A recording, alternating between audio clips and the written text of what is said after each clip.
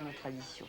C'est quelque chose qui étonne toujours les non-juifs, voyant de penser que la religion se transmet par les repas. Mais c'est à la fois les repas et la convivialité. Surtout, je voulais vous préciser quand même qu'il y a pratiquement 90% de la population juive qui mange cachère. Et pourtant, nous n'avons pas de boucherie proprement dite cachère ici. Nous devons tout importer de métropole. Ce n'est pas toujours facile. Nous n'avons pas non plus d'épicerie vraiment cachère, malgré les quelques essais qui ont été faits dans les grandes surfaces et qui ont été éphémères. Alors ça se passe comment matériellement? Vous avez un congélateur à la synagogue? C'est ça, nous avons une chambre froide à la synagogue, nous importons de la viande surgelée et quelques produits cachers. Et 2 fois par semaine, les femmes se rendent à la synagogue pour acheter leur viande et leurs produits cachers. Et quelquefois, pour les grandes manifestations, les grandes occasions, comme ça a été le cas cette fois-ci, nous faisons des commandes spéciales parce que nous sommes très, très attachés à la cacheroute.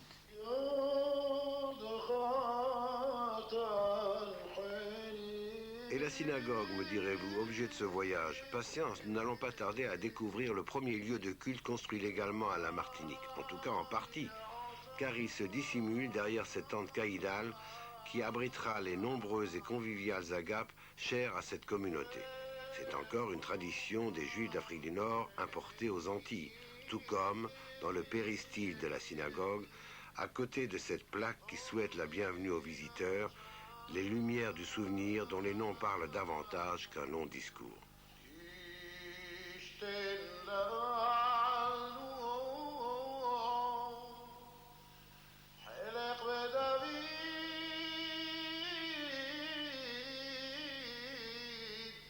En fait, la synagogue fonctionne déjà depuis plusieurs mois. Son joyau, c'est cette arche sainte avec ses tables de la loi fabriquées en Israël.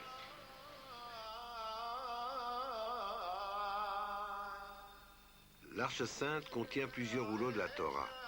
Avoir une Torah aux Antilles ne fut pas toujours chose facile. Ainsi, en 1676, les Juifs de la Martinique durent faire venir une Torah d'Amsterdam moyennant une caution de 400 livres. À leur expulsion en 1685, ils apportèrent cette Torah à Curaçao avec divers objets religieux dont ils remboursèrent le montant à la communauté d'Amsterdam. La nouvelle communauté transporta ici quelques anciens rouleaux de Torah venus d'Afrique du Nord. Mais surtout, elle procéda à l'acquisition d'un nouveau livre saint. Selon la tradition, l'écriture et la combinaison de ces divers parchemins est achevée la veille par les fidèles. Un Sefer Torah est un parchemin, plusieurs pots de parchemin sont des lettres qui ont été inscrites. À chaque lettre est attachée l'âme d'un juif. Et lorsque toutes les lettres se retrouvent placées les unes à côté de l'autre comme Dieu l'a demandé, c'est tout le peuple juif qui est représenté. Mais pour qu'il y ait un peuple juif, il faut que chaque lettre soit bien entourée d'un blanc. C'est-à-dire qu'il faut veiller à créer un environnement qui soit adéquat. Il faut que toutes les peaux soient collées, attachées les unes aux autres, comme si l'on voulait dire que les Juifs d'Amérique sont tout aussi liés aux Juifs d'Éthiopie que ceux-là aux Juifs d'Allemagne ou d'Afrique du Nord.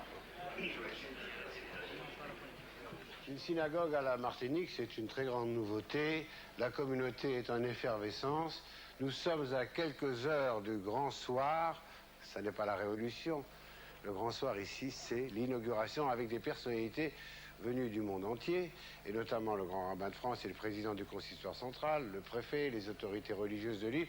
Enfin, il y a une véritable effervescence ici à Fort-de-France. Et nous en profitons, la synagogue est encore vide évidemment, pour vous la décrire un petit peu.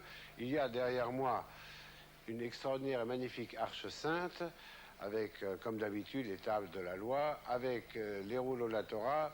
La Torah ici à la Martinique, elle a une histoire, nous en reparlerons. Et puis, toute cette synagogue est faite en bois des îles, adornée de vitraux qui imitent les vitraux de Chagall et qui ont été faits en Israël. On peut dire que c'est une synagogue très cosmopolite.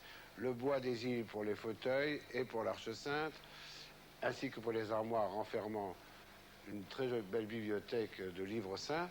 Et puis les vitraux, eux, ont été conçu et réalisé en Israël. Et alors, quand on regarde un peu ces bancs, eh bien, on n'a pas de doute en ce qui concerne l'origine de cette communauté. Alors, je lis M. Afriat, M.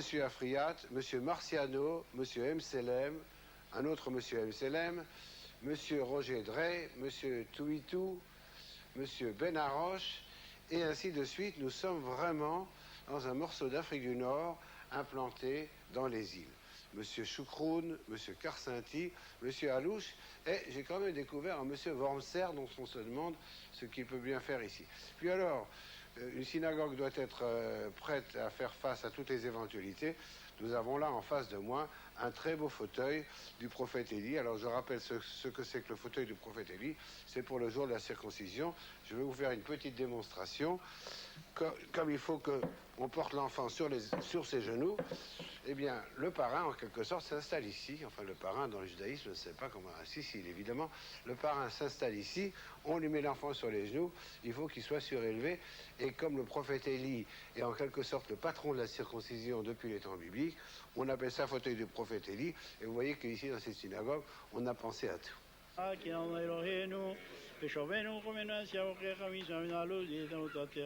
Jadis, au XVIIe siècle, des offices furent certes célébrés en Martinique, mais ils étaient clandestins. Quant aux rapatriés, jusqu'à l'an dernier, ils priaient dans une villa transformée en oratoire. C'est dire l'importance pour la communauté juive de Fort-de-France d'avoir enfin pignon sur rue. D'autant plus qu'une synagogue est davantage qu'un lieu de culte. Étymologiquement, ce mot signifie lieu de réunion.